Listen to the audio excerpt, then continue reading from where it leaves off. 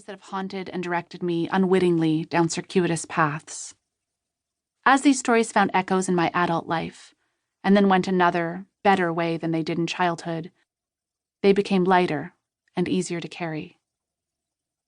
These stories don't add up to a portrait of a life or even a snapshot of one. They are about the transformative power of an ever-evolving relationship to memory. Telling them is a form of running towards the danger. Alice, collapsing.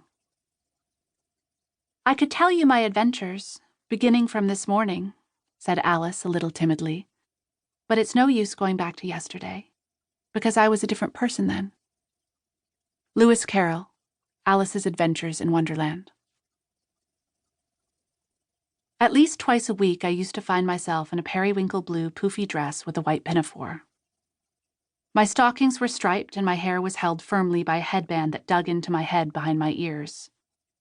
My breasts, still tender and growing, were painfully flattened by a tensor bandage. It was a dream that I frequently found myself in, where nothing anyone around me said made any sense, and it was all hostile. Hostile towards my common sense, hostile towards my youth, hostile towards my growing up. I knew I didn't want to be a child. I wanted to be a queen. But I didn't want to be left alone or tested or made fun of, or do all the things that seemed to be necessary to become a queen. I would follow corkscrew paths. I had to run in order to stay in the same place. People would scream in pain before they were hurt. There was a mint in my mouth for good luck. I wanted to kill myself. Sometimes when I woke from this dream, I remembered that I was, in fact, wearing a rose-colored dress, and not a blue one. Sometimes I corrected my subconscious. Most of the time, though, I woke up incapable of differentiating the portrait of myself from the iconic John Tenniel illustrations, colored in modern reprints. I wonder if Alice Liddell had the same problem. The real Alice was a sullen-looking child with dark hair and eyes.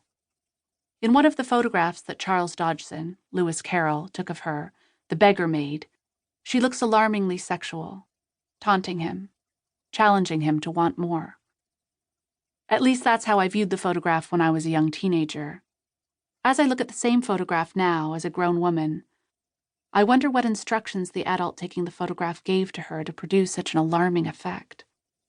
In the books and movies that were consumed by millions, though, Alice is golden and fair, waspy beyond measure, and exudes innocence. The books, Alice's Adventures in Wonderland and Through the Looking Glass, have passed through children's hands for over a century now, cloaked in this deceptive costume. Ever since I can remember, these books inspired a terror and an exasperation in me.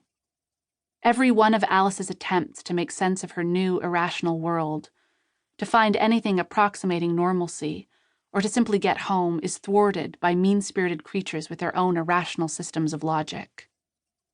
Despite my father's love of these books, I never, as a young child, wanted to hear them read at bedtime. They left me exhausted, haunted by a kind of relentless uncertainty. I feared that if I took any time to live inside these stories, the walls and ceiling of my childhood bedroom might soon collapse into dust and be replaced by kooky angles of drywall.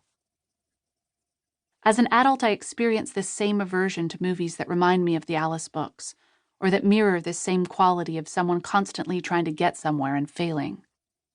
Movies like After Hours make me want to scream. They make me feel nauseous and aggravated and goosepimply. I hate stories in which people can't get to where they're going. As there seemed to be no chance of getting her hands up to her head, she tried to get her head down to them, and was delighted to find that her neck would bend about easily in any direction, like a serpent. She had just succeeded in curving it down into a graceful zigzag. "But I'm not a serpent, I tell you," said Alice. I'm a... "Well, what are you?" said the pigeon. "I can see you're trying to invent something." I'm a little girl," said Alice, rather doubtfully, as she remembered the number of changes she had gone through that day. Alice's Adventures in Wonderland. When I was 15 years old, I got caught through the looking glass in a pink dress and a crisp white pinafore.